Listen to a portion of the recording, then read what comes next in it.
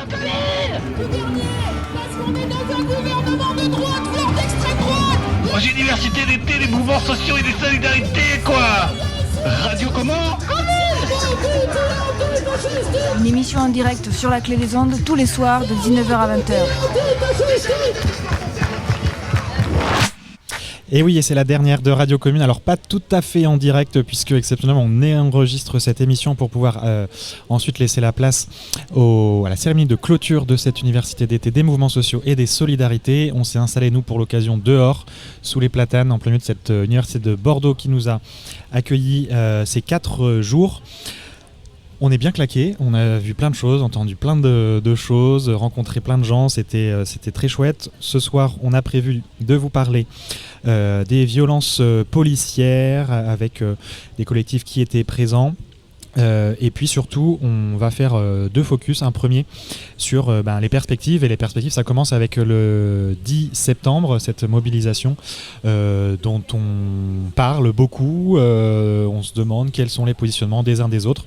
On va en parler avec plusieurs invités, notamment des syndicats et des membres aussi de l'Université d'été des mouvements sociaux. Et puis la deuxième focus, ce sera sur les sujets féministes et internationalistes et le féminisme internationaliste également, qui était à l'honneur là aussi pendant ces 4 jours. Et on aura plusieurs intervenantes pour faire un petit peu le bilan de cet aspect-là. Un grand merci à Étienne qui est là à la technique, à la réal de cette émission. Et puis on commence tout de suite dans Radio Commune sur la Clé des Ondes, rediffuse également sur Le Moment. On commence avec un petit retour concocté par notre ami Rémi Filton sur un atelier d'hier. C'était sur la question de la pureté militante. Université d'été des mouvements sociaux et des solidarités 2025, Bordeaux, en finir avec la pureté militante. Bonjour. Bonjour. Alors, la pureté, c'est quoi? Ça se traduit comment la pureté dans ce milieu militant? Eh bien, vous avez une définition que je peux vous lire, qui a été dite par Fracasse, où en fait, ça va être l'élèvement moral et politique d'une action militante à son paroxysme, c'est-à-dire comment on va faire en sorte qu'il y ait des gens qui vont dire qu'il y a des gens qui vont être plus militants que d'autres, qui vont être plus légitimes que d'autres, qui vont retirer des droits à d'autres militants en disant « toi tu n'es pas assez militant, tu n'es pas assez dans la cause, tu desserres la cause ». Et donc la pureté militante, ça va être tout cette... C'est un peu étonnant parce que la pureté, c'est un peu... quand on y pense, on dit c'est les fascistes qui veulent la pureté. C'est plus blanc que blanc, quoi.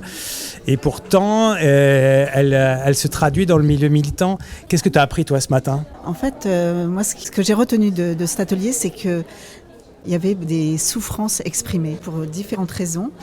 Et c'était la recherche, justement, de ne plus souffrir et de trouver des pistes pour continuer à pouvoir militer ensemble sans se faire du mal, sans faire de mal aux autres. Alors, ça nous a intrigué ce débat et on se posait la question de est-ce que vous avez calculé votre taux de pureté dans votre militantisme? Est-ce que c'était une question de se dire je suis à 30% un peu pur, le reste je suis prêt? Est-ce que c'est là-dedans ou alors c'était juste une plaisanterie de notre part? Oui, c'est une plaisanterie parce qu'en fait, c'est pas tellement la question de la pureté, mais de tout ce qu'on met, tout ce qu'on veut mettre dans notre façon de militer, de ce qu'on exige de soi et des autres. Il y a des déviances du coup dans notre façon de faire et d'être. Je pense que c'est surtout par rapport à ça. En fait, on est arrivé à la conclusion qu'il n'y avait pas de pureté militante, justement, qu'elle n'était pas souhaitable et que le militantisme est multiforme, est multisectoriel. Et donc, si on veut arriver à une pureté militante, c'est justement qu'il n'y ait pas de pureté militante et que chacune arrive avec son bagage, son vécu, ses expériences et n'écrase pas les autres militantes qui essayent de faire aussi ces causes-là. Et tant que les valeurs sont communes, tant que la manière de faire est commune, qu'on bannit la violence de nos luttes, on arrivera à un monde un peu plus meilleur. Merci beaucoup. Merci. Au revoir. Bonne journée. Merci. Allez, on écoute, on rate pas. On est sur la Radio Commune, en direct de la Clé des Ondes, à l'Université d'été des mouvements sociaux et des solidarités, du 23 au 26 août. Et voilà, toujours dans Radio Commune, sur la Clé des Ondes et sur Le Moment. Une des questions qui était quand même sur beaucoup de bouges, dans beaucoup de discussions, y compris dans certains ateliers où c'était pas au programme, mais voilà, c'est l'actualité aussi de cet été, de cette fin d'été, c'est celle des perspectives, et à commencer par la date du 10 septembre qui a émergé avec plusieurs appels sur les réseaux notamment. Voilà, on a cherché à avoir des positions aussi là-dessus et avec en l'ouvrant bien sûr cette question, c'est-à-dire ce n'est pas seulement le 10 septembre, mais c'est les perspectives de manière plus générale face à cette situation, face à l'austérité, face au fascisme qui monte, face au risque de l'extrême droite. Et on va en parler avec plusieurs invités tout à l'heure, notamment Julien Trocaz de Sudrail, Lou Chenet, co-secrétaire d'Attaque, et puis on espère qu'elle arrivera jusqu'à nous, Laurence Laborde, co-secrétaire de la FSU de Gironde. Et pour commencer, on a posé la question tout à l'heure à un membre de la commission exécutive confédérale de la CGT en charge de la lutte contre les idées d'extrême droite. C'est Emmanuel Vire qui, par ailleurs, lui au départ, est journaliste et membre du syndicat SNJ-CGT. On lui a demandé un peu comment la CGT se positionnait sur toutes ces questions. On l'écoute. Je suis très satisfait d'être venu. C'est la première fois que la CGT officiellement envoie un dirigeant confédéral aux UEMSS.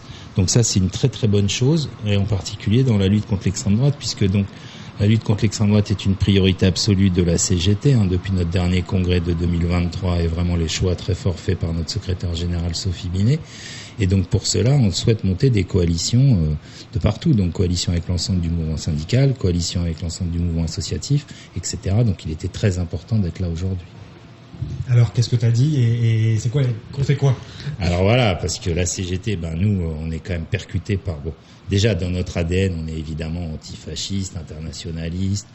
On a déjà beaucoup combattu l'extrême droite pendant la résistance, pendant la décolonisation, etc. Donc, on les connaît. Malheureusement, ça fait 15 ans qu'on est très engagé déjà contre eux, puisque nous, on avait une sale expérience en 2011 avec l'actuel maire d'Hayange, qui est toujours maire d'Hayange, Rassemblement National, un triste cire qui s'appelle Fabien Engelmann, qui était dirigeant de son syndicat CGT des territoriaux dans une petite commune à côté d'Hayange qui s'appelait Millevange. Il s'était présenté Front National à l'époque, et donc on avait eu à l'époque beaucoup de mal à l'exclure.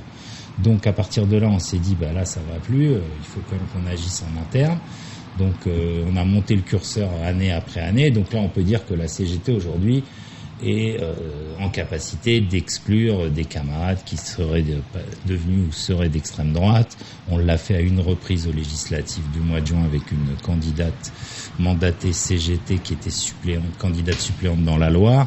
Donc tout ça, on est plutôt calé. On a des programmes de formation interne, 1, 2, 4 jours.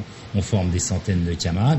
Mais là, tu pourrais me répondre, dis donc, quelle réussite. Ils en sont à 13 ou 14 millions de voix au deuxième tour, un minimum de 7-8 millions de voix à chaque fois. Donc voilà. Donc on s'est dit, évidemment, il faut qu'on se questionne. Donc on s'est dit, comme se disent beaucoup d'organisations ou d'associations, il faut essayer de parler réellement à ceux qui votent ou qui sont tentés de voter, et pas les déjà convaincus. On avait quand même l'impression de s'adresser beaucoup dans nos initiatives à des camarades déjà convaincus de l'importance de cette lutte. Alors qu'il y a forcément aussi des syndiqués CGT qui votent pour... Bien sûr. Alors évidemment, on n'en connaît pas le nombre, on n'a pas le droit de savoir ce que votent nos adhérents, on sait les sondages sortis des urnes, alors pour des gens qui se déclarent proches de la CGT, donc sympathisants, adhérents, on ne peut pas savoir, mais nous on estime qu'en gros c'est 15 à 20% de nos sympathisants qui voteraient à chaque fois ou quelquefois à extrême droite.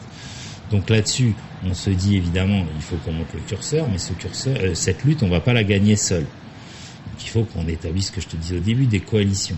Donc on est déjà dans des coalitions. Il y a VISA, Vigilance Initiative Syndicale Antifasciste, avec la FSU et Solidaire. Mais cette lutte ne peut pas être menée que par la CGT, FSU et Solidaire au niveau syndical. Où est la CFDT? Nous devons avoir la CFDT avec nous. Parce que sur les valeurs contre l'extrême droite, il n'y a aucun problème avec la CFDT. Ce que j'aimerais, moi, c'est que la CFDT monte le curseur dans cette lutte-là. Voilà. Et qu'on le fasse ensemble. Et après, il y a la problématique des syndicats qui, malheureusement, pour moi, vrille beaucoup sur cette question.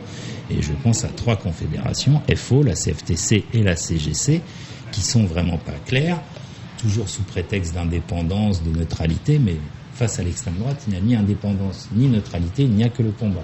Ok, mais ça c'est pour le travail avec les autres syndicats qui est sans doute important, mais sur le terrain concrètement, après c'est quoi le mode de, la feuille de route? La feuille de route pour nous, c'est d'aller voir les travailleurs déjà, parce que nous, alors on pourrait mettre 2 niveaux de lutte, le lutte du lieu de travail, Donc là, c'est organiser des campagnes de communication, fournir beaucoup d'outils simples à nos élus, nos mandatés. Parce qu'en fait, la CGT le fait ? Oui, bien sûr. Et elle va le faire encore plus à partir de l'automne. Une campagne de communication, mais interne et externe aussi, mais surtout pour outiller nos camarades, dire par exemple, le RN tient un discours du peuple, enfin pour le peuple, mais en fait le RN vote toujours contre le peuple. Le RN vote contre l'augmentation des salaires, etc., etc. Donc des choses très simples, faut pas faire compliqué non plus. On a toute une panel aujourd'hui avec l'importance de l'extrême droite. Jamais elle a été autant étudiée. Des sociologues, chercheurs, universitaires. Donc la matière, on l'a. Le tout, c'est comment on va réussir à s'adresser au plus près à des gens qui se sentent abandonnés. Alors après, ça fait évidemment question, ça nous fait traiter des questions connexes, mais très importantes dans ce vote-là de désespérance, la question des services publics, la question des services publics en milieu rural, etc., etc. Donc, toutes ces questions du racisme. La question évidemment du racisme. La recherche du bouc émissaire n'est jamais très loin, et ça, c'est le jeu de l'extrême droite. Toujours essayer de chercher plus faible que soi pour taper dessus, alors qu'en fait, ils sont du côté des puissants. Et là, on le voit, l'alliance de certains milliardaires, on savait, plutôt Hitler que le Front Populaire dans l'histoire, mais de là à penser que des milliardaires comme Bolloré ou Sterrin allaient mettre des centaines de millions pour que l'extrême droite accède au pouvoir, c'est vrai qu'on est passé à une échelle supérieure, donc qui nécessite et là je dépasse le syndicalisme, des coalitions très larges, des coalitions avec le mouvement associatif, avec le mouvement culturel, les artistes universitaires, un peu sur le modèle, mais ça c'est un modèle d'urgence, c'est pas un travail de fond, mais des coalitions qui avaient été faites au moment des législatives anticipées du mois de juin pour empêcher l'accession au pouvoir du RN. On entend bien que c'est une priorité décidée par la tête de la CGT. Comment est-ce que ça se traduit localement dans les syndicats, dans les unions départementales? En Gironde, il y a ce que tu décris là, une interorga 33 avec les syndicats, des associations. Comment ça se passe partout en France et quelle énergie est-ce que localement les militants de la CGT vont vouloir mettre dans ce sujet-là? Bon, alors la CGT, elle reste de classe et de masse, pas assez de masse, puisqu'avec 600 000 adhérents, le problème c'est notre nombre d'adhérents toujours. Il faut qu'on augmente notre nombre d'adhérents parce qu'on a des militants quand même très très fatigués, des militants qui doivent être sur tous les fronts, lutter contre la casse sociale, être au plus près des travailleurs, c'est-à-dire le carreau cassé, les conditions de travail, les salaires, et en même temps cette lutte existentielle, parce que le problème, on le sait, l'extrême droite arrive au pouvoir, une des principales cibles, ce sera la CGT. Nos militants le savent. Donc je pense qu'il y a eu une prise de conscience. Sophie Binet ne dit plus minuit moins le quart, mais il est minuit moins une. 2026 arrive, ils ont ciblé des centaines de mille. 2027 l'année d'après, il y aura peut-être des élections avant. Donc on a peur, quoi. Clairement on a peur. Donc je pense que la prise de conscience elle est réelle. Après, travailler avec les autres, c'est pas facile, les associations, les autres syndicats. Donc il faut apprendre à se connaître. Par exemple, je pense à des multiples campagnes. La campagne Désarmons-Bolloré, organisée au départ par les Soulèvements de la Terre, avec Attaque, à laquelle le SNJ-CGT, des organisations de la CGT ont participé. Ça nous a fait découvrir la manière dont milite ou la stratégie des luttes des Soulèvements de la Terre, qui n'est pas forcément la nôtre. Donc on peut aller à un niveau, après on va s'arrêter. Si on partira pas, nous, en manif sauvage, voilà. Par contre, on peut faire d'autres choses avec eux. Et donc, c'est apprendre à... Pourquoi ? Jusqu'à quand la CGT ne partira pas en manif sauvage ? Alors qu'il est minuit moins une.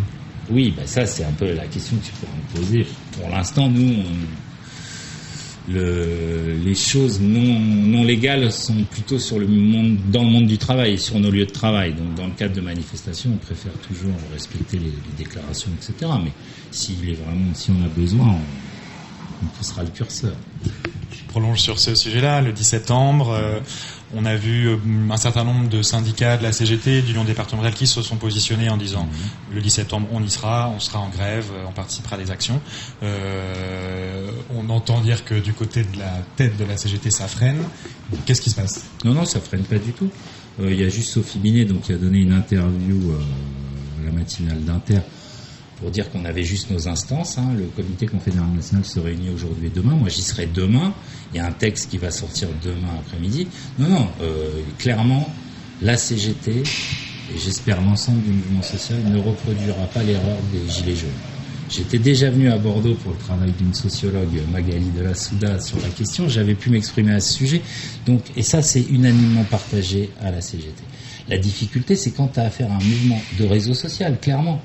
Et c'est pour ça que Sophie Binet a utilisé le terme nébuleux. C'est juste la forme du mouvement, etc. Par contre, la colère sociale immense qu'il y a dans le pays, la CGT va l'aider, va pousser. Il y aura, alors, depuis hier, on sait que Bayrou risque de tomber le 8. Mais ça n'empêche. Derrière, il faut... Alors, évidemment, nous, on ne va pas s'arrêter au 10. Il nous faut un calendrier social de mobilisation, parce que passer à la grève sur les lieux de travail, avec les préavis dans le secteur privé, dans le secteur public, dans le secteur privé, organiser la mobilisation, dans une centrale syndicale, vous ne le faites pas en une journée. Voilà. Mais par contre, il y aura beaucoup d'initiatives le 10 septembre, j'en suis persuadé, à la fois sur les lieux de travail et partout en France. C'est la question à 1 million, mais pour dans le rapport de force, être vraiment fort et arriver à gagner ce qu'on veut, une meilleure répartition des richesses, dans la démocratie d'entreprise, etc. Comment on fait ? C'est inscrire le mouvement dans la durée, c'est ça la clé pour toi, pour vous à la CGT ? Oui, et puis surtout gagner en syndicalisation. Et à 600 000, ça fait pas la maille. Hein. Un syndicalisme révolutionnaire et de transformation, ça fait pas la maille. Je rappelle, Bernard Thibault avait un objectif de la CGT à 1 million d'adhérents après les grandes grèves de 86. Voilà, en fait, on est tombé à 600 000, donc c'est très compliqué. Donc il faut syndiquer, il faut que nous, on aille au plus près du monde du travail. Et c'est la difficulté, oui. C'est la difficulté avec l'ubérisation, tenir les deux côtés, à la fois une augmentation des qualifications, de plus en plus de cadres qui ne sont pas forcément la population de salariés que la CGT traitait avant, que la CGT d'origine ouvrière, l'ubérisation, donc la plus grande précarité, comment on fait pour tous ces travailleurs? J'en sais quelque chose avec les journalistes pigistes dans ma branche. Donc tout ce travail-là, les évolutions du salariat, comment on les traite, et puis le télétravail, enfin comment on a cassé le travail, donc comment nous on fait, il faut qu'on se réinvente notre manière aussi de s'adresser aux salariés. Merci Emmanuel Vire. Merci. Voilà, c'était Emmanuel Vire, donc membre de la commission exécutive confédérale de la CGT, et on attend la position officielle de la CGT demain, prise après leur réunion.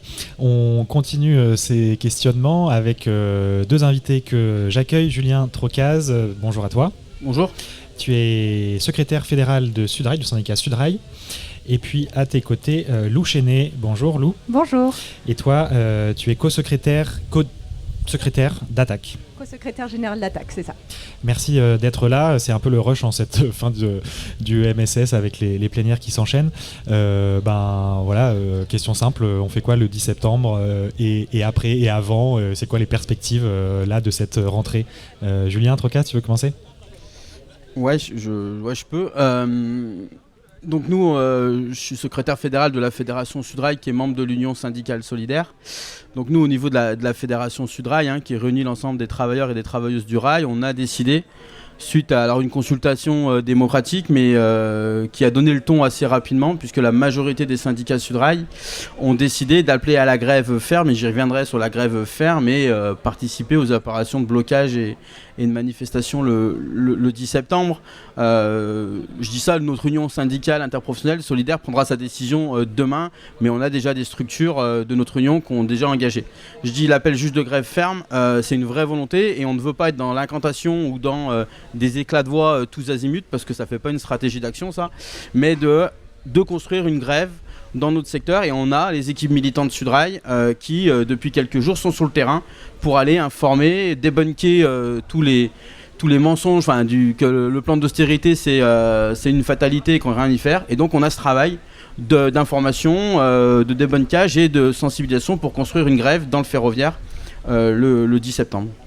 Et après c'est-à-dire le 10 septembre, c'est bien, mais voilà, ça suffit pas une journée. Ouais. Oui, non, mais bien sûr. Alors déjà, en plus après, parce que quand je dis ça, mais bon, même aux universités d'été, on n'est pas à côté du monde, mais quand même, on est un peu enfermé, parce qu'il s'est passé des choses hier, avec le 8, le 10, donc chaque chose en son temps, et il faut qu'on soit... Quand même, on va le redire, hier avec Bayrou qui engage sa responsabilité avant, donc c'est le 8, c'est ça, et avec potentiellement donc, le gouvernement qui tomberait si le PS, toute la gauche plus le RN votent contre. Et donc une situation un peu bizarre pour le 10 septembre. C'est ça, c'est une situation à analyser quand même, parce que si le gouvernement tombe, en fait le projet Bayrou tombe, et on est en train d'appeler pour se mobiliser le 10 pour le projet Bayrou, donc on peut se dire comment vont réagir les travailleurs et les travailleuses, et donc il faut que pendant qu'on dit ça, en fait, nous, ce qu'on dit, et on l'a réaffirmé dans la journée, on s'est revus entre nous, c'est que le 10, quoi qu'il arrive, même s'il faut être dans la rue, il faut être en grève, parce que là, on ouvre une perspective qui est encore nouvelle, une autre séquence, il me semble, c'est là, on va imposer, on est sur un truc plus offensif, ça veut dire on va imposer nos exigences sociales, écologiques, fiscales, enfin, nos revendications pour changer un peu de politique, et donc on rentre dans une autre période, dans une autre séquence. Donc il y a le 10, donc il faut être conscient de ça, et il faut que la grève, ça soit une grosse journée. Enfin, on bloque tout n'est pas qu'un slogan, hein. Il faut le faire localement. Et après, on voit bien, hein, quand on dit qu'il faut que ça soit des assemblées générales démocratiques, il faut que nous, les cheminots et les cheminotes, puissent échanger sur les suites, sachant aussi dans un autre paysage, il y aura une intersyndicale des 8 confédérations qui vont se voir à la fin de la semaine. Il y a aussi cet équilibre à trouver, mouvement social, unité syndicale. Donc chaque jour en vaut sa peine, mais il y a les ingrédients pour aller combattre cette régression sociale. Lou Chenet, co-secrétaire général d'Attaque, je rappelle, il y a eu des discussions, nous a-t-on dit, pendant cette UMSS, du COPIL, sur quelle position prendre collectivement, c'est quoi les perspectives, qu'est-ce qu'il en ressort, qu'est-ce que tu peux nous dire là ce soir ? Ouais, alors côté mouvement social, les échanges sont quand même assez unanimes pour une prise de position, on va dire positive, en accompagnement du 10 septembre. Alors on n'a pas la force syndicale qui est 10 septembre, c'est un jour de semaine, et les associations du mouvement social et les collectifs n'ont pas la force et pas du tout, c'est pas du tout leur rôle d'appeler à la grève et de pouvoir justement permettre aux travailleurs, aux travailleuses de faire autre chose que travailler ce jour-là et de lutter notamment dans la rue, mais on a les moyens d'outiller ce mouvement. Et nous, c'est vraiment comme ça qu'on voit le mouvement social, c'est comme ça qu'on voit Attaque, un outil au service du mouvement social. Et notamment, il y a toute la question budgétaire qui restera, quoi qu'il advienne de Bayrou. Et pour nous, le mot d'ordre, c'est l'austérité n'est pas une fatalité. Et donc, Bayrou ou pas, nous ne négocierons pas le montant de l'austérité, que ce soit bien clair. On veut un autre monde, on veut un autre budget, et on pense qu'un autre budget, c'est vital, qu'on a besoin de services publics, et notamment parce que cette question, elle est aussi vitale pour faire reculer l'extrême droite. C'est pas qu'une question de posture, d'idéologie, c'est aussi une forme de combat qui est nécessaire contre l'extrême droite. Donc, effectivement, il y a eu plusieurs réunions pendant cette UMSS. On en profite, c'est aussi un des enjeux et une des forces de cet événement, c'est de pouvoir se faire rencontrer et dialoguer des organisations entre elles. Et ces dialogues ont conduit effectivement à une expression sur le 10, qui est une expression d'accompagnement, comme une date, comme d'autres, devrait avoir lieu au mois de septembre, que ce soit le 28 avec les marches climat, justice, liberté, marche pour les résistances qui s'inscrivent aussi dans ces enjeux de justice sociale, mais également les dates de mobilisation syndicale qui seront proposées à l'issue de la réunion de vendredi. Donc en tout cas, l'état d'esprit à la sortie de cette UE, c'est un état d'esprit combatif. On s'est vu, on a dialogué, on a débattu, on a échangé. Ça nourrit non seulement nos argumentaires, nos convictions, mais moi je trouve que ça nourrit surtout notre détermination et nos envies de préparer cette rentrée de manière joyeuse et déterminée. Tu dis accompagner, comment ça fonctionne? Alors là, vous êtes tous les deux, c'est vrai qu'on a un représentant des syndicats, une représentante d'Attaque, donc mouvement social, je ne sais pas comment le qualifier, mais comment ça bosse entre vous très concrètement? Vous voyez régulièrement, il y a des temps, il y a des appels, comment ça marche, Lou? Alors très concrètement, avant même en fait les annonces du 10 septembre et là plus récemment du 8 septembre, on a eu des réunions unitaires asso-syndicats qui ont travaillé dès le mois de juillet, c'est pas si loin, mais qui ont travaillé ensemble à des expressions communes et à une stratégie commune, et on voit bien qu'on est complémentaires, dans ce qu'a dit Julien et dans ce qu'on dit nous. Nous, on va par exemple, pour donner un exemple très concret, fournir du matériel de mobilisation, alors Attaque en particulier sur le budget, avec des mots d'ordre sur le budget, mettre en regard les mots d'ordre, on va dire les propositions austéritaires du gouvernement sur la casse des 2 jours fériés, etc. Et en mettant en regard nos propositions pour un budget plus juste socialement, qui nous semble vital. Ouais. Julien Trocaz de Sudrail, je te laisserai réagir si tu veux à ce qui vient d'être dit, mais on entendait tout à l'heure dans ce que disait Emmanuel Vire que pour lui il y avait l'enjeu d'être allié avec les mouvements sociaux, les organes représentés ici, etc., mais aussi avec les autres syndicats dans une intersyndicale la plus large possible, avec la CFDT, etc. Comment toi tu vois cet enjeu-là de faire de ça agglutiner le plus possible entre structures, syndicats, intersyndicales la plus large, société civile, etc. Julien Trocaz. Non mais évidemment c'est une force, l'unité syndicale concrètement quand tu arrives sur un lieu de travail avec un tract unitaire, c'est beaucoup plus facile de donner confiance aux travailleurs et aux travailleuses. Mais cette unité syndicale, elle doit s'inscrire à la fois dans un processus démocratique, ça veut dire que c'est pas un truc qui arrive d'en haut, et je dis ça tout en me plaçant en tant qu'animateur d'une fédération Sudrail, mais un truc qui aide les équipes militantes pour que cette intersyndicale vive, et puis aussi avec un projet simple, ça veut dire... moi je veux bien, je suis désolé, moi je suis à l'Union syndicale solidaire, mon projet c'est du syndicalisme de transformation sociale et je veux changer la société, et donc je pense qu'on a un peu l'occasion là d'aller à taper un peu dans ce coin, taper sur ce clou là, et donc il faut qu'on ait une unité syndicale qui aille là-dedans, tout en trouvant l'équilibre. Moi je suis conscient, à l'inverse en 2023 sur la mobilisation des retraites on était à 8, et là on avait le petit dénominateur commun qui était, et c'était important de se retrouver parce que ça a donné confiance, même si on a perdu, mais on a pu voir les mobilisations. Donc tout ça est à analyser dans la situation. Moi je pense que là il faut une unité syndicale forte, qui, attention, moi mon alerte, et ça on y vigile, n'est pas une sensation de récupération, parce que le mouvement social, et on voit la date du 10 septembre, c'est pas la date de l'intersyndicale de rentrée, ça vient d'ailleurs. Donc il faut qu'on ait cet équilibre là, pas de récupération. Par contre le mouvement syndical a toute sa place, a toute sa légitimité évidemment d'être dans ce mouvement social et de l'amplifier, donc c'est une articulation. Et je viendrai juste, si tu me permets, sur les alliances. Évidemment c'est du travail aussi sur long terme, et en fait c'est du travail où alors Attaque c'est un peu spécifique parce que l'Union syndicale solidaire est membre fondateur, mais on peut par exemple élargir avec les soulèvements de la terre ou d'autres collectifs du mouvement social. On est en train de créer des liens de confiance, mais qui datent depuis plusieurs semaines, plusieurs mois, et qui sont nécessaires, et des fois on s'en rend pas compte de ça. Ça veut dire on crée des alliances, ça prend du temps, mais quand il y a des coups d'accélérateur concrètement, et ce matin des camarades d'Attaque qui viennent te voir et te disent bon, le 10, qu'est-ce qu'on fait, comment on peut se voir, et comme on a créé des liens de confiance, et c'est valable avec soulèvement de la terre dans des endroits où la confédération paysanne, le camarade, il est parti, mais on a déjà causé de se dire, par exemple, dans des endroits, on sait qu'on a des équipes militantes. C'est aussi ces choses-là qui marchent. Ça veut dire ces alliances qui, on peut se dire des fois, ça peut nous prendre du temps de se voir, mais c'est nécessaire dans des coups d'accélérateur, comme on est en train de vivre à l'heure actuelle. Tu parlais tout à l'heure, Julien, du fait que les équipes de Sudrail sont déjà sur le terrain et vont parler aux gens, etc. Et tu parlais aussi des revendications. Est-ce que tu saurais nous dire déjà un peu c'est quoi les sujets qui touchent? On a l'impression qu'il y a là quelque chose qui est très autour du ras-le-bol et de voilà, en fait on est en train de crever, donc on va sortir et on va tout bloquer le 10 septembre. C'est quoi les trucs qui marchent, et surtout comment ensuite, quand on en vient aux revendications, là, je sais pas, vous êtes peut-être sur les boucles Telegram, etc., des mouvements, on voit que ça commence à parler, un peu comme c'était pendant les Gilets jaunes, de c'est quoi nos revendications maintenant, sur quoi on est d'accord ou pas, etc. Et où là, ça devient aussi plus compliqué. C'est aussi là où c'est intéressant, en fait. Mais comment ça se passe dans ces endroits-là, et comment on avance, Julien? Alors, comment on avance? En fait, quand je dis coup d'accélérateur, c'est coup d'accélérateur aussi pour nos revendications. Moi, je vais me placer dans le ferroviaire. On a un problème dans le ferroviaire, c'est qu'en gros, il y a une politique des transports en France qui est faite uniquement pour le lobbying routier. Et il manque concrètement 1,5 milliard par an pour arrêter de fermer des lignes vitales, ces fameuses petites lignes qu'on ferme et qui laissent, et qui abandonnent des territoires ruraux, et qui au passage fait le terreau de l'extrême droite. Il nous manque 1,5 milliard. Et par exemple, on sait que dans le budget de l'État, dans la politique des transports, les projets routiers autoroutiers, la plus emblématique c'est l'A69, mais pas que, c'est entre 15 et 20 milliards.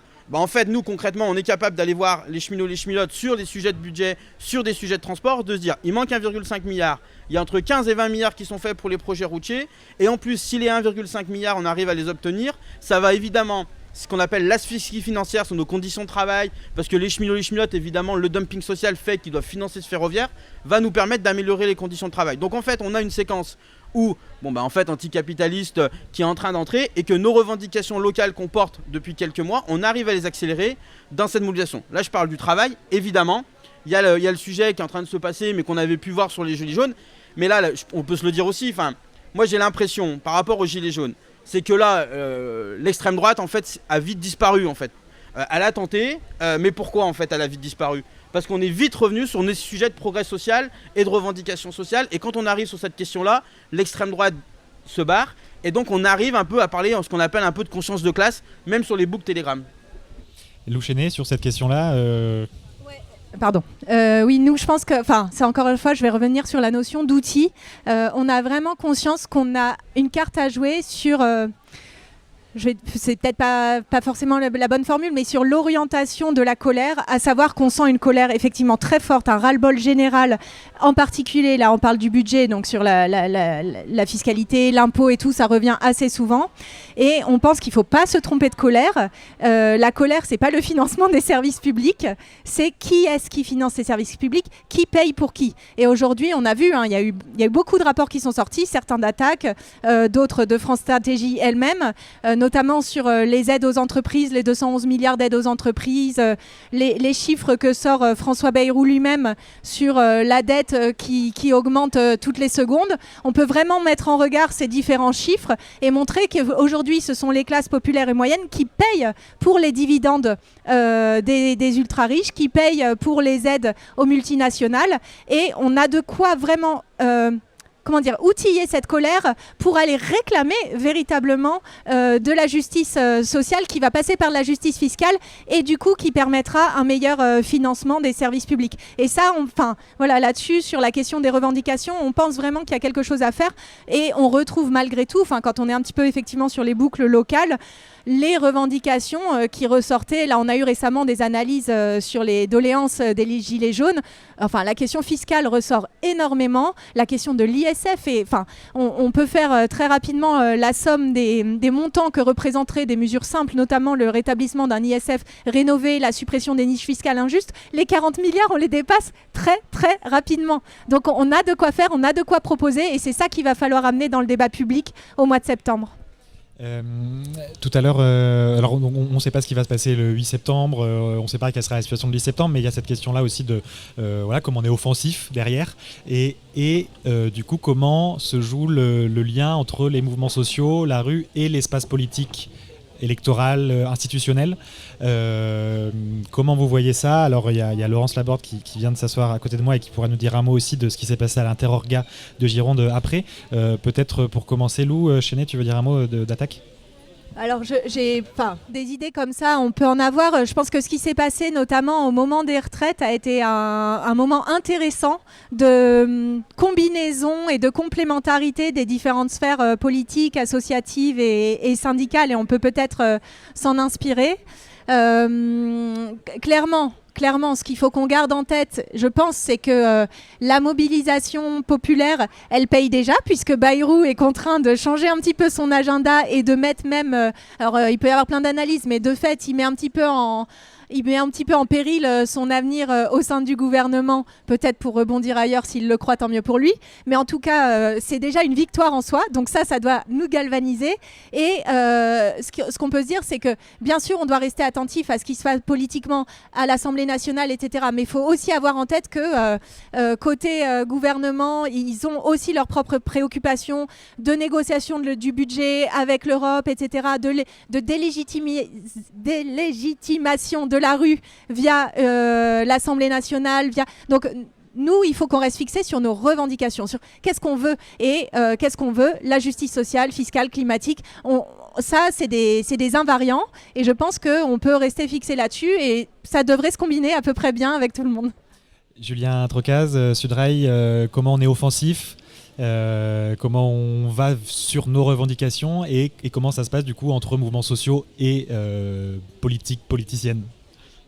Oui, parce que les mouvements sociaux font de la politique. Et ça, des fois, je pense que, on l'oublie, on veut nous faire croire qu'on n'en fait pas. Mais moi, ce que je répète, et en fait, c'est l'analyse quand même qu'on a eue ensemble pendant ces 4 jours. Moi, je pense vraiment, effectivement, je rejoins ce qui a été dit par Lou sur la séquence d'hier, qui nous doit nous donner confiance, mais qui est évidemment pas suffisante, parce que nous, l'avenir de Bayrou, en fait, on en a rien à foutre. C'est pas trop l'avenir de Bayrou qui nous incombe, c'est un peu dans quelle société on vit, qu'on change un peu cette société, qu'on combat toutes les oppressions en même temps, et donc effectivement, là-dessus, il faut que la séquence du SDIS, ça soit bien juste. Voilà, Bayrou il tombe ou pas, mais qu'on tape sur le clou. Moi j'insiste là-dessus, sur nos revendications sociales, sur toutes nos exigences qu'on a, et qu'on prenne franchement qu'on prenne le pouvoir, mais qu'on prenne notre destin en main. Et il y a cette possibilité-là quand même à partir du 10, parce qu'aussi il faut qu'on fasse attention, et nous les premiers, la fédération Sudrail, sur oui on bloque tout, mais déjà oui c'est bien, c'est un truc qui donne la pêche.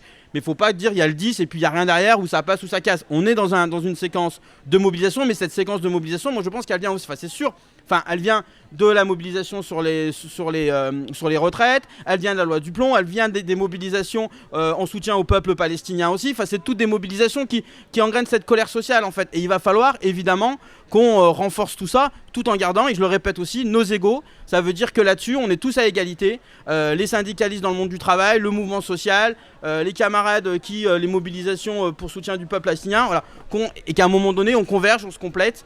Et par contre, parce que l'ennemi, c'est le même en fait, c'est le capitalisme, et au moins là-dessus, on y arrivera. Merci. Laurence Laborde, salut. Bonjour. Tu es co-secrétaire départementale de la FSU de Gironde, toujours ? Voilà, toujours. Et à ce titre, tu as participé, en tout cas la FSU fait partie d'un collectif qui s'est lancé il y a 1 an à peu près. 1 an, qui s'appelle l'Interorga. Enfin, on s'est lancé au moment de la dissolution, et on a décidé de mener campagne contre l'extrême droite, d'unir nos forces et contre l'extrême droite, et de mener pour la plupart de nos organisations campagne pour le nouveau Front populaire. Alors, une des choses intéressantes déjà, c'est que dans cet interorga, il y a à la fois des syndicats, la CGT, Solidaire, FSU, oui, et donc il y a des assos. organisations antiracistes, donc le réseau Éducation sans frontières, SOS Racisme, les États généraux des migrations. Il y a des organisations féministes, le planning familial, l'AG féministe. Il y a aussi des organisations écologiques. Greenpeace, la Confédération paysanne, il y a ATTAC, il y a Oxfam, il y a la LDH.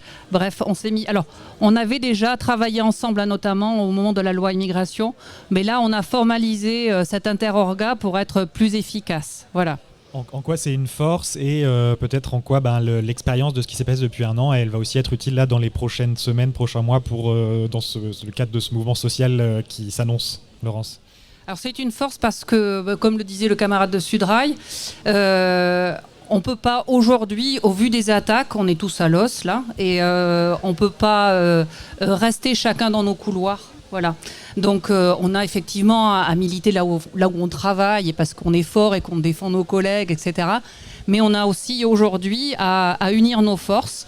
Notamment aujourd'hui là, face à Bayrou va tomber, donc le projet de loi va tomber, mais comment aujourd'hui on se sert de cette période forte de mobilisation qui va au-delà du 10 pour construire un vrai rapport de force, pour proposer nos alternatives, et ce qu'on travaille depuis un moment, mais c'est une fenêtre qui s'ouvre pour qu'on reprenne la main sur et qu'on les rende crédibles, notre légitimité à proposer un vrai projet de service public, d'un autre budget pour l'ensemble de la société, avec des alternatives qui tiennent compte des alternatives féministes, écologiques. Enfin bon, voilà, donc on a décidé de se revoir là, on se revoit demain ou après-demain, et on a décidé d'une campagne départementale commune déjà dès la rentrée, avec un slogan commun qu'on est en train de trouver, mais aussi une campagne autour du budget justement. Et notre idée, c'est d'un maillage territorial, c'est-à-dire comment on part à la reconquête des territoires. On a organisé tout au long de l'année des formations thématiques sur l'extrême droite. L'idée, c'était donc l'école et l'extrême droite, l'écologie et l'extrême droite, les femmes et l'extrême droite, etc.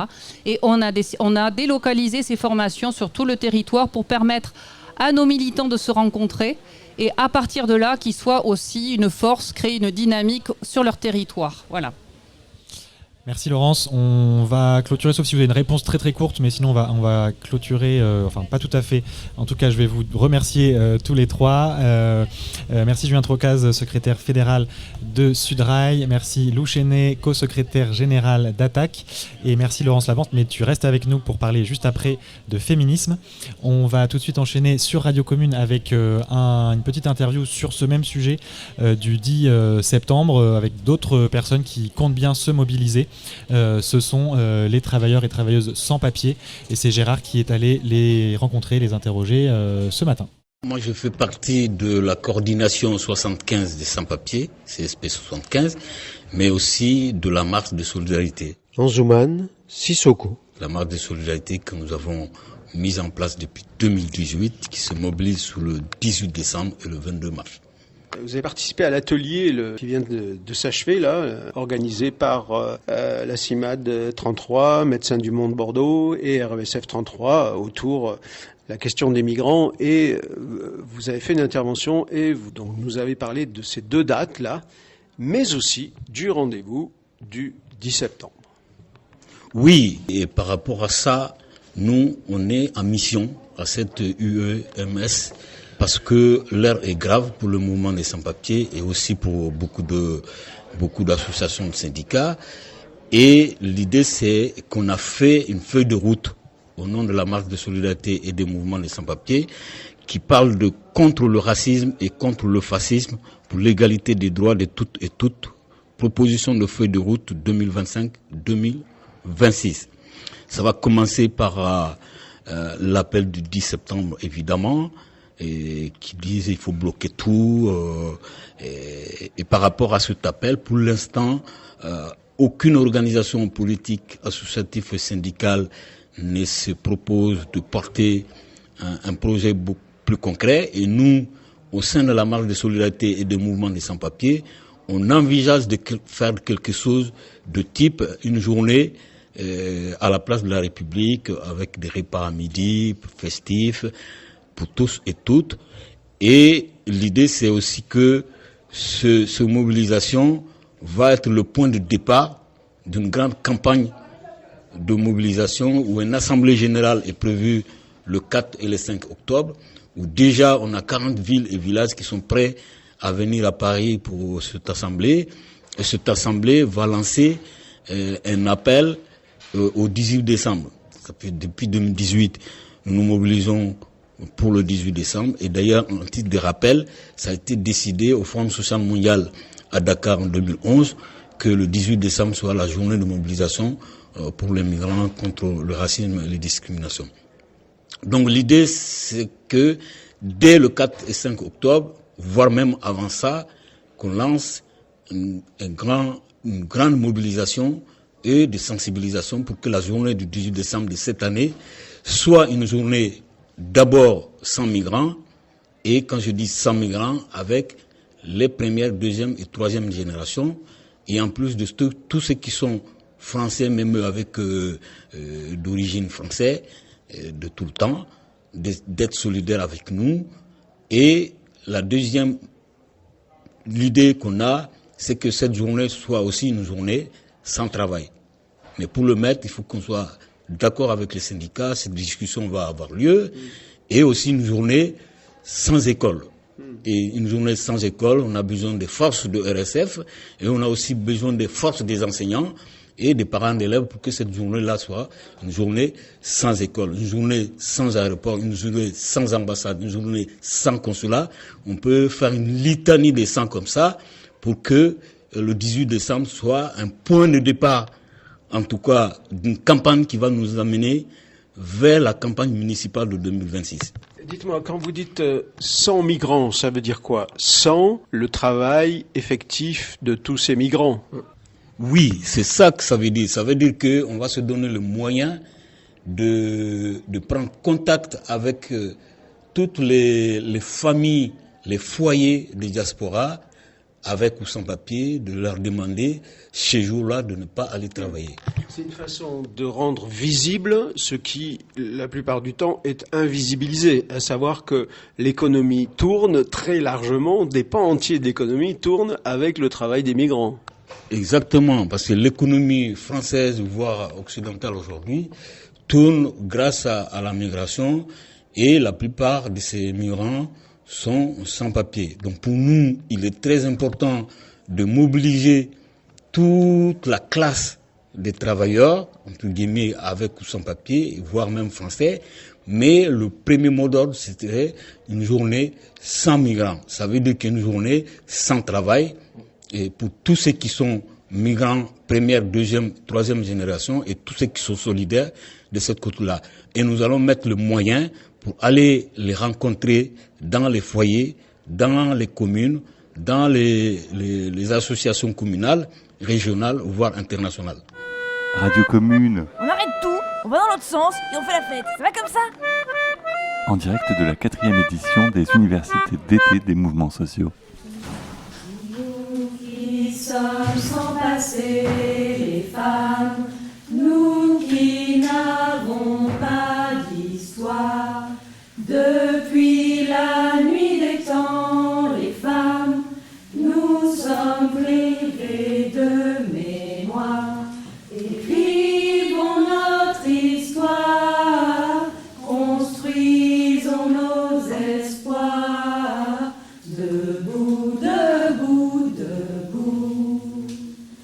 Asservis, humiliés, les femmes, achetées, vendues, violées, dans toutes les maisons, les femmes, hors du monde reléguées, debout, fameuses en rage, et brisons nos entraves, debout, debout, debout. Seules dans notre malheur, les femmes, l'une de l'autre ignorées, ils nous ont divisés, les femmes, et de nos sœurs séparées. Écrivons notre histoire, construisons nos espoirs, debout, debout, debout. Le temps de la colère, les femmes, notre temps est arrivé. Connaissons notre force, les femmes, découvrons-nous des milliers. Debout, fameuses en rage, et brisons nos entraves, debout, debout, debout.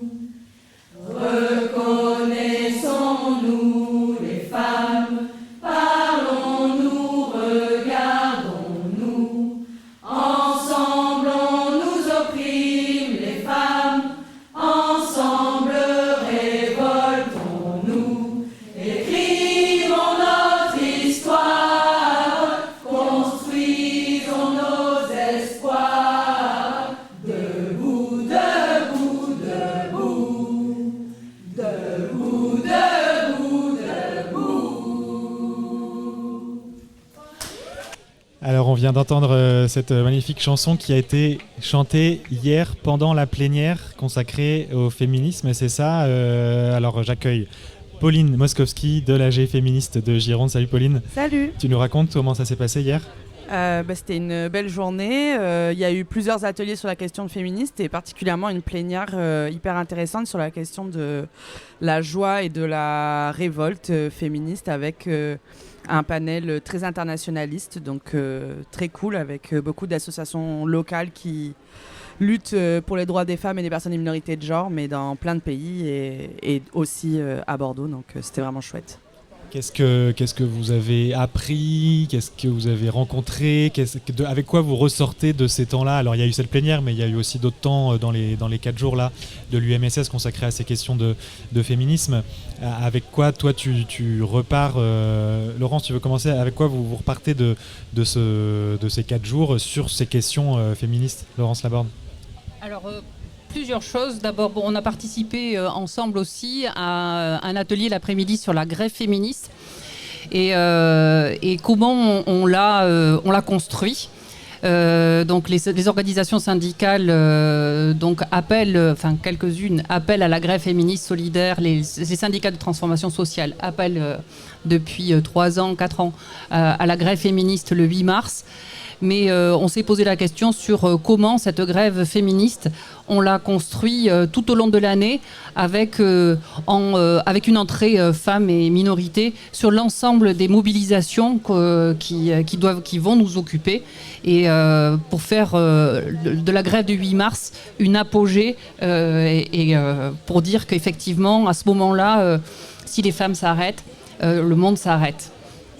C'est quoi alors les clés un peu que vous avez identifiées? C'est ça, c'est le construire très en amont tout au long de l'année Oui, c'est ça, c'est-à-dire que alors moi je vais parler de moi je suis à la FSU, donc c'est une fédération qui syndique les métiers, en majorité des métiers de l'enseignement, et des professions essentiellement féminisées à plus de 80%, avec dans son champ de syndicalisation des métiers où les femmes sont extrêmement peu payées, les agents territoriaux, les AESH, et toutes nos professions sont particulièrement impactées par vous avez vu le budget, mais par la casse notamment des services publics, du service public d'éducation qui est à l'os, et on a vu notamment au niveau de la mobilisation sur les retraites, comme quoi les femmes sont aussi en première ligne et les premières victimes. Donc l'idée, c'est, on a parlé hier de la capacité aujourd'hui de fédérer les femmes.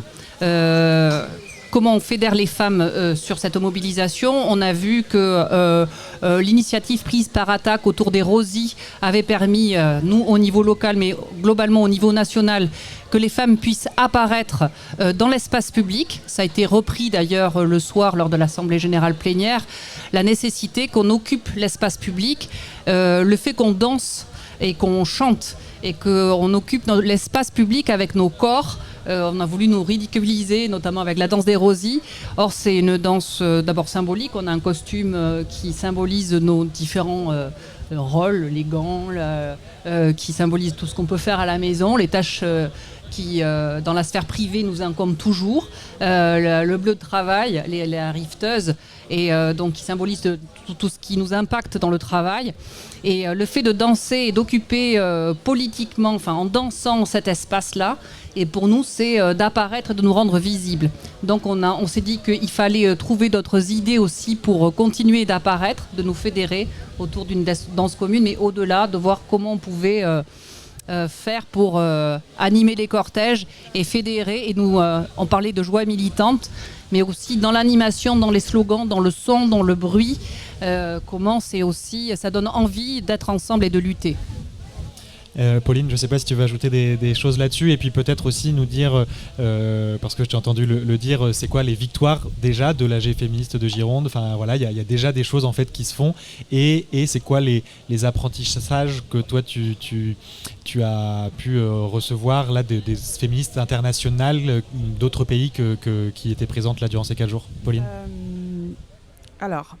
Sur la question de la joie, du corps, de l'espace public, je trouve que ce qui est assez intéressant, c'est de se rendre compte que finalement cette question, elle est transversale. Elle est transversale de manière internationale, mais aussi transversale au terme du mouvement social. C'est que je pense ce qu'on peut noter, et je ne dis pas une nouveauté aujourd'hui, mais on a pu encore réaffirmer l'idée qu'en fait, le mouvement social ne peut pas se faire sans les féministes, et les féministes ne peuvent pas faire sans le mouvement social. Et qu'à un moment donné, ces stratégies-là, elles se co-construisent, elles s'articulent, elles continuent ensemble, et je pense que c'est très important de penser l'expertise des féministes, mais aussi des personnes antiracistes, des questions antivalidistes, comme des vraies expertises du mouvement social, comme un vrai moyen d'organiser les travailleurs et les travailleuses, et aussi de les mettre dans la rue.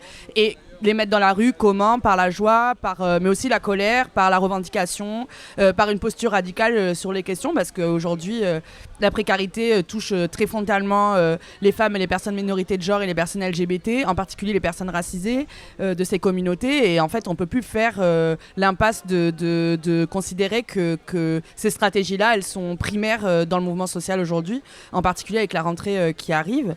Et sur la question internationale, moi, je remercie énormément les camarades de plein de pays de nous avoir transmis autant d'informations, notamment sur la question de comment on s'organise d'un point de vue communautaire, comment on fait du lien.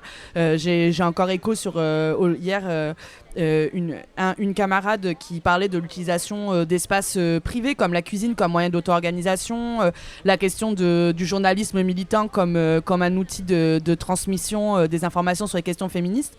Il faut qu'on continue à faire à faire ça. Il faut qu'on continue à partager ensemble sur ces questions et lutter potentiellement pour la suite. Merci Pauline. Est-ce que c'est quoi les perspectives là dans les jours, semaines à venir pour les féministes, dans les mouvements sociaux c'est quoi la suite, Laurence ? Alors bon, la FSU est partie prenante de l'AG féministe parce que on pense que comment dire, on doit, comme disait Pauline, articuler l'intime et le social, et qu'aujourd'hui, les femmes, elles prennent cher dans leur travail, mais aussi, on ne parle pas des féminicides, mais on pourrait parler des féminicides justement. La violence, elle s'exerce, et la domination, elle s'exerce partout. Et donc, on doit toucher l'ensemble des femmes. Donc, qu'elles soient dans leur lieu de travail, mais aujourd'hui, peu de femmes sont syndiquées. Donc, comment aujourd'hui on intervient dans tous les espaces, justement. Et à l'AG féministe, on s'est posé la question de comment on réinvestissait des territoires où on n'était plus. Parce que l'AG féministe, elle les militantes de l'AG féministe et militants sont essentiellement sur Bordeaux. Et donc, on a travaillé toute cette année à notamment travailler des formations et aller féministes. En prenant la question de l'extrême droite, mais à l'envers. C'est-à-dire pas qu'est-ce que propose l'extrême droite, mais qu'est-ce qu'on propose nous. Et au regard de ce qu'on propose nous, qu'est-ce que dit l'extrême droite ? Voilà. Et cette idée-là, on a décidé de faire ces formations un peu partout sur le territoire pour rencontrer des féministes dans tout le département et notamment dans des endroits où le Rassemblement national est très fort. Donc on a ce travail-là devant nous. Et puis il y a la construction de la grève féministe. Enfin, en tous les cas, là, il y a des mobilisations tout le monde a le 10 en tête. On voit que c'est le départ de quelque chose. Et nous, on va se battre pour qu'il y ait une entrée féministe dans les revendications budgétaires. On voit, je parlais tout à l'heure des services publics qui sont à l'os, la santé, l'éducation, le soin, voilà. Mais il y a aussi toutes les associations, notamment les associations de défense des femmes, le planning, les hôpitaux, les maternités, toutes les associations qui n'ont plus de budget pour fonctionner. Comment on met en avant nos besoins sur l'ensemble des territoires, et on va avoir des illustrations, on va faire un gros travail d'illustration départementale pour dire voilà le budget, la bataille qu'on a devant nous, c'est voilà le budget que nous voulons, et il faut qu'il tienne compte de nos propositions féministes. Voilà, c'est pas simplement un budget comme ça, c'est un budget progressiste qui tienne compte des dimensions à la fois féministes et écologiques. Pauline, tu veux ajouter un mot ? Oui, tu disais tout à l'heure la question des victoires. Je pense que ce qu'on a réussi à l'AG féministe qui s'est créée depuis 2019, qui est une organisation par appui qui rassemble une cinquantaine d'organisations, donc associations, syndicats, partis, individus, avec un noyau dur d'une 60aine de militantes sur l'ensemble du département. C'est aussi de construire un moment où on est prêt. C'est-à-dire, en fait, on est prêt aussi à répondre à ce type de mouvement social, que ce soit par l'utilisation d'un cortège féministe, à terme aussi des manifs féministes. Rejoignez le cortège de l'AG féministe le 10 septembre, mais c'est aussi être présente en tant que féministe et en tant que travailleuse sur l'ensemble des blocages économiques, l'ensemble des actions qui vont être faites, et donc créer aussi une possibilité pour que l'ensemble des personnes puissent participer à ces espaces de lutte. Donc ça, c'est une belle victoire, et donc nous, pour l'instant, en tant qu'AG féministe, on n'appelle pas encore au 10 parce que notre réunion, c'est mardi. Donc on vous en dira plus après, mais j'ai bon espoir que ça soit le cas. Et si on y va, on ira aussi avec nos revendications et notre lecture et féministe et antiraciste sur ces questions-là. Merci beaucoup, on a fait le tour. À moi à ajouter ? Merci. Bien. Merci beaucoup Pauline Moskowski de l'AG féministe de Gironde. Merci Laurence Laborde de l'AG féministe de Gironde et de la FSU et de l'Interorga de Gironde. Merci beaucoup à tous les deux. On va réentendre une autre des chansons qui a été chantée hier en clôture de cette plénière.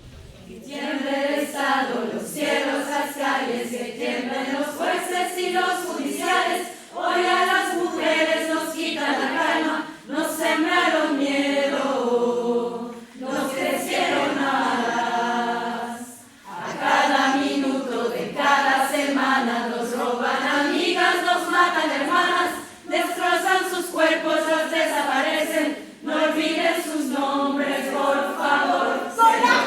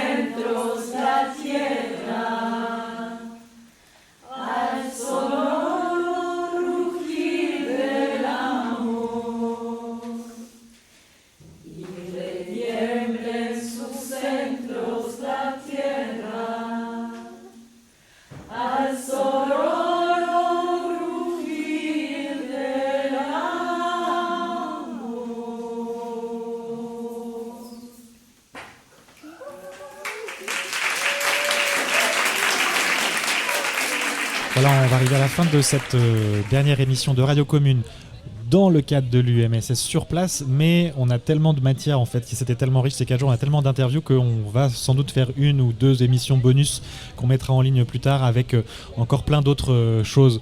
On va terminer avec Martial. Salut Martial. Salut. On t'a entendu, c'était le soir de... Non, c'était le 2e jour et avec le rap que tu avais fait en fin de plénière d'ouverture. Oui. Et donc on va te donner la parole pour la clôture de notre émission. D'abord peut-être présente-toi en 2 mots. Moi c'est Martial Panucci du Congo, vivant en exil au Burkina Faso depuis 2016 et la lutte que je mène c'est surtout, elle est d'abord culturelle parce que je suis rappeur et après il y a le mouvement Ras-le-Bol au Congo qui milite pour la fin de la dictature au Congo et il y a aussi d'autres plateformes comme Afriki Network qui est la plateforme des mouvements sociaux d'Afrique et il y a aussi Baraza et Africans Rising qui sont en fait dans la même dynamique panafricaniste des luttes au sein du continent. Voilà. Trop bien. Et je te laisse la parole et te laisse clôturer du coup cette émission. Ouais, c'est un plaisir. J'étais juste en train d'écrire.